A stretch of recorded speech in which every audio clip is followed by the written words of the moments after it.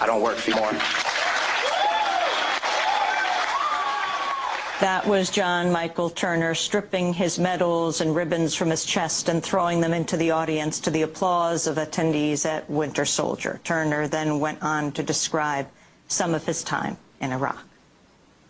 On April 18th, 2006, I had my first confirmed kill.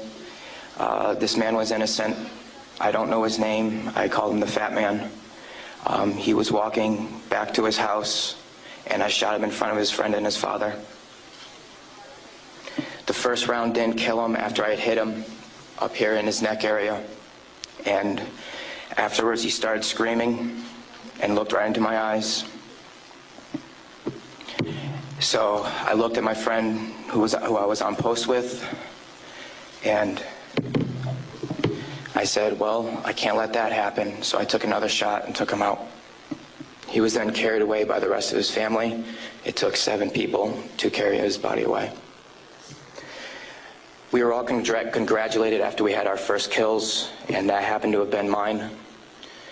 My company commander personally congratulated me, as he did everyone else in our company. This is the same individual who had stated that whoever gets their first kill by stabbing them to death will get a 4-day pass when we return from Iraq.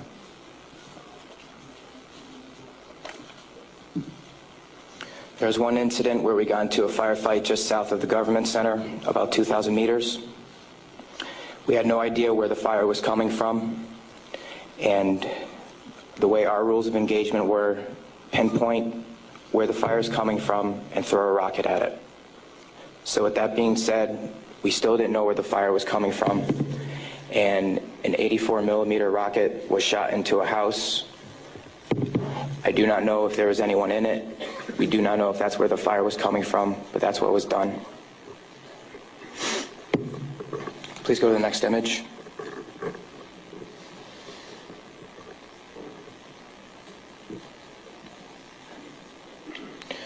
This man right here was my 3rd confirmed kill. As you can see, he was riding his bicycle. Later on in the day, we went ahead and we had CBS Laura Logan with us, but she was with the other squad. And so she wasn't with us, so myself and 2 other people went ahead and took out some individuals because we were excited about the firefight we had just gotten into, and we didn't have a cameraman or woman with us. With that being said, anytime we did have embedded reporters with us, our actions would change drastically. We never acted the same. We were always on key with everything, did everything by the books. The man on the bike for about 10 minutes until we realized that we needed to leave where we were, and his body was dragged about 10 feet to the right of him, and his bicycle was thrown on top of him. Another thing that we used to do a lot was recon by fire, where we would go ahead and try to start a firefight if we felt threatened in any way, shape, or form.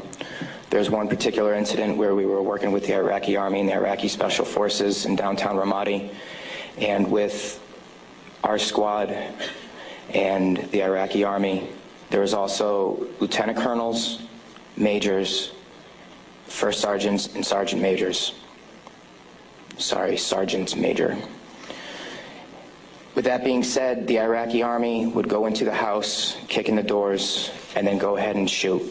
And there were loud bursts of machine gun fire. We thought we were taking fire, but then we later found out that it was them.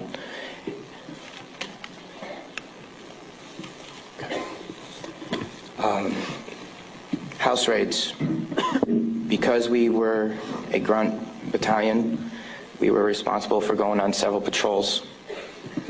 A lot of the raids and patrols we did were at the night, around 3 o'clock in the morning. And what we would do is just kick in the doors and terrorize the families. That was an image taken around 3 o'clock in the morning through night vision goggles. And that is the segregation of the women and children and the men. If the men of the household were giving us problems, we'd go ahead and take care of them any way we felt necessary, whether it be choking them or slamming their head against the walls. if you go back to that one picture, that was one man that wasn't taken, that was taken care of in a very bad way. Because of all the wiring that he had, it would be considered an IED making material. On my wrist, there's Arabic for FU. I got that put on my wrist just 2 weeks before we went to Iraq because that was my choking hand.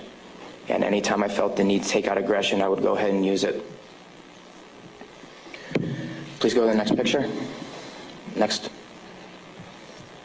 There's an instance of detainees and how they were treated in a nice manner. Next. That is the Fatimat Mosque minaret. As you can see, it is written with bullet holes and holes in the top of it. Those were from mortars.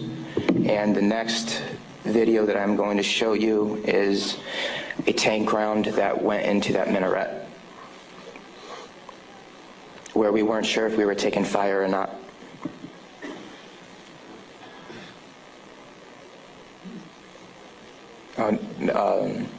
I'll talk about this one. This is after one of the guys in a weapons company had gotten shot. This is a way that we would take out our aggression. For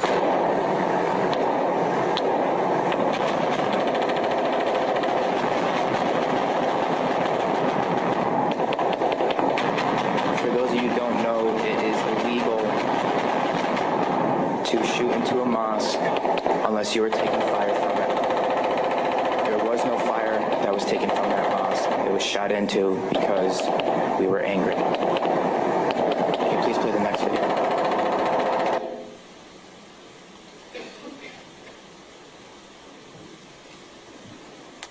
We are on ice cream, trying to suppress the blue and white minaret named Fatimat al-Zahra. Hellraiser. Go ahead and take another tape around that building over. That's that mosque door. Another round, Kilo 2. Ooh! Oh! Ah, yes! Next image.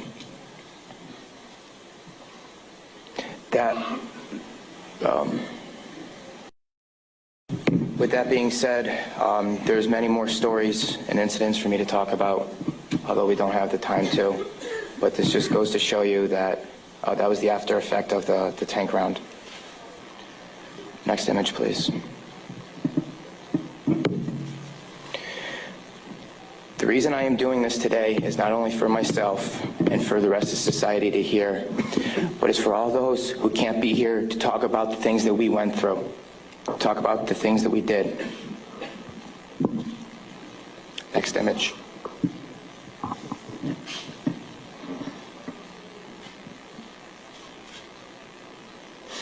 Those 4 crosses and this memorial service were for the 5 guys in Kilo Company, 3rd Battalion, 8th Marines that we lost.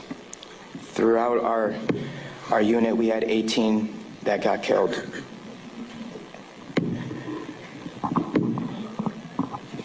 With that being said, that is my testimony. I just want to say that I am sorry for the hate and destruction that I've inflicted on innocent people.